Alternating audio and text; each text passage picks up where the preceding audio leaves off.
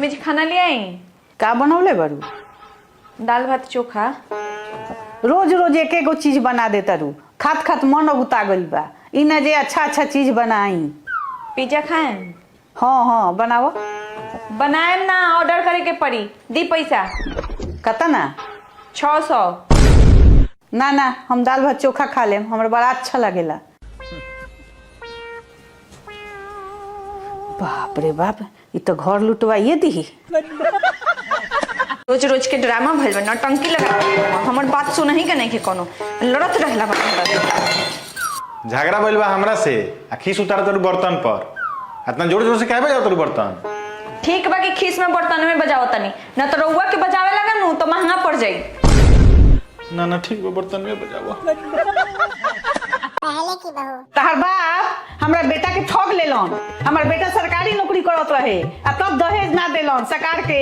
पूरा समाज में हमारी इज्जत चल गए। गैस के चूल्हा मंगनी तो स्टोव दे देले, पंखा मंगनी तो बेना दे देले।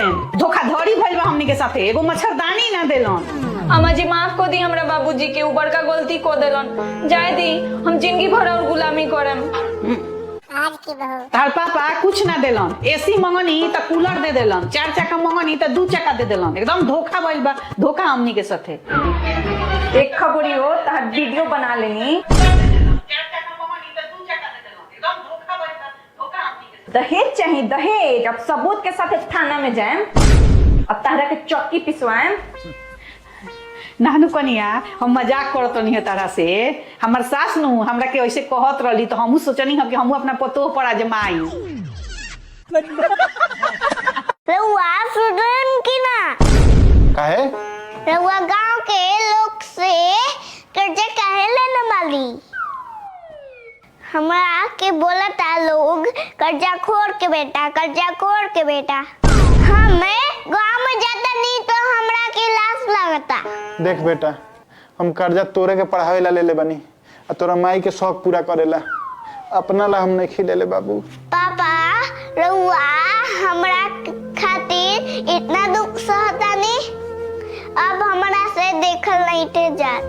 एक काम करता नहीं, पढ़ाई छोड़ देता नहीं। रउआ कर्जा ना करे के बड़ी। अरे हमार बाबू, कितना तू त्याग करत तारो। आई देखा तारो नु चटकन, 2 चटकन मारे नु तो सारा त्याग निकल जाए। जो पर हमरे बिल्ली हमरे से में आओ। पे 1 नंबर के बदमाश हो गइल बड़ीस। अब तोरा के हॉस्टल भेजे के पड़ी, तबे ते सुधरबे। दादी रउआ पापा के हॉस्टल काहे ना भेज देनी? काहे? पापा भी सुधर जैतन। कैसन खाना बनैले बारू? तनिको स्वाद नहीं खे में। मम्मी जी राउर जीभ के टेस्ट खराब हो गइल बा। इहे खाना सब कोई खैला खता अच्छा लागल हो, रउआ खराब लागता। चली तो रउआ के एगो डॉक्टर भी ले चलता नहीं। चले ना जानी अंगनवे तेरे, हमार जीभ खराब हो गइल बा। चलो तक हमें डॉक्टर भी ले चलता रू, हमहू चलता नहीं। चली। बताइए क्या समस्या है? देखी ना डॉक्टर साहब, कितनो अच्छा अच्छा खाना बना देता नहीं, आ घर भर के लोग के अच्छा खाना लागता, लेकिन हमरा सास के खाना अच्छे नहीं खिलागत। देखी तो इनकरा जीभ में का भइल बा। माता जी जीभ दिखाइए। समस्या तो गंभीर है। हैं? गंभीर बीमारी बा? हाँ, इसका मात्र एक ही इलाज है कौन सी डॉक्टर साहब? कि खाना खुद से बना के खाना होगा, बहू के हाथ का खाना नहीं खाना है, तभी ये गंभीर बीमारी ठीक होगा। नानू डॉक्टर साहब, खाना तो हमारे पतो अच्छे बनावेली। हम जानबूझ के बोले नहीं कि खराब बनाओ तनी कि मन ना बढ़ी। माँ, तार केस पाकता। हाँ, टेंशन से पकता। तारा का के टेंशन? टेंशन नहीं के, बाल बच्चा के टेंशन बा। जब बाल बच्चा बात ना मानेला नु, वही टेंशन में केस पाकेला। ओ, यही से कहीं कि नानी के सारा बाल उजर का है बा।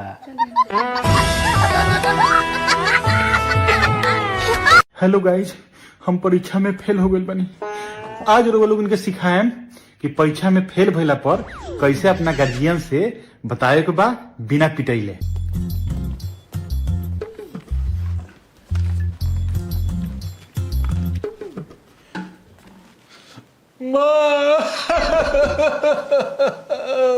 का रे, काहे रोता रे? हमरा के तुम मारो, मार के मुआ दो हमरा के। हम बहुत खराब काम कइले बनी, तारी इज्जत एकदम माटी में मिला देले बनी। का भइला बेटा, कुछ भइल बा का? हम परीक्षा में फेल हो गए। परीक्षा में फेल हो गईले? मारो बेटा मारो। अरे हमर बाबू चिंता मत करो, मेहनत से तू पढ़ले बड़ा नु, अगला साल फिर पास हो जेब। ये सब होत जात रहेला। आओ आओ हमर बाबू हमर आओ।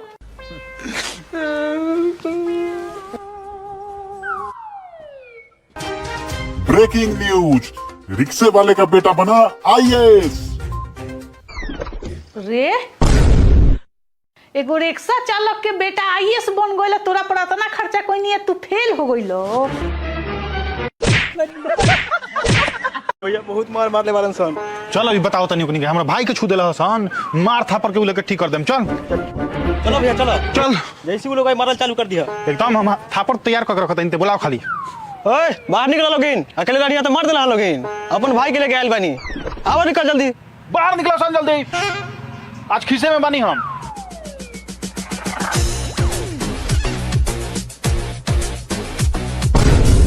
भैया ये बारन सन मारो। हातना शरीफ लोग से ते लड़ाई कर लेली स, तोरा शर्म नहीं क्या बात? हमरा भाई से कोनो गलती भइल हो कि तो लोग माफ करेम, अभी नादान बा। ठीक बा? ठीक बा। बा लड़िए मत तब से ही लोग के, अच्छा लोग से लड़ लेता। भैया गोइल डला अपने के पीटे हमरे पीट देला। पागल बरिस का देखो तली स कितना मुस्टंडर रह हसन, तोरा फेरा में हमहू पिटा जैती। आदमी देख के न झगड़ा कर जा रे पागल।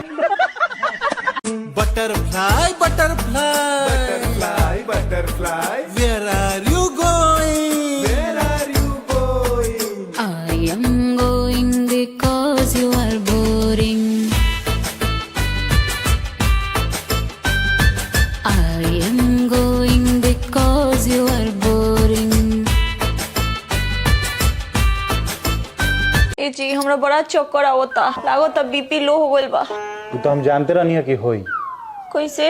देखो दुनिया के नु सारा औरसन के बीपी लोए होला, आ मरसन के हाई। जानते का है? उ कहे काहे कि औरसन नु लड़ाकिन होके सन, दिन भर अपना मरद से भचर भचर भचर भचर बोलत रहेली सन आ डांटत रहेली सन, तो एनर्जी सारा लेस हो जाला, ऐसे बीपी लो हो जाला। आ मरसन बेचारा बोलिए ना पावेला सन, तो सारा किस अंदरे रह जाला, यही से बीपी हाई हो जाला मरद। बाबू स्कूल काहे ना गइले हो?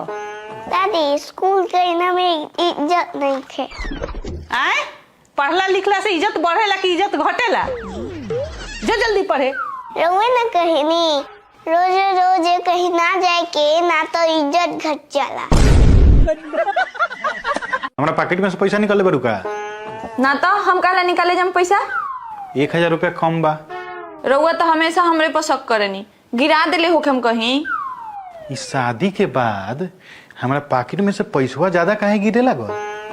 आ वो पर्स ना गिरेला, पर्स के अंदर से पैसा गिर जाला।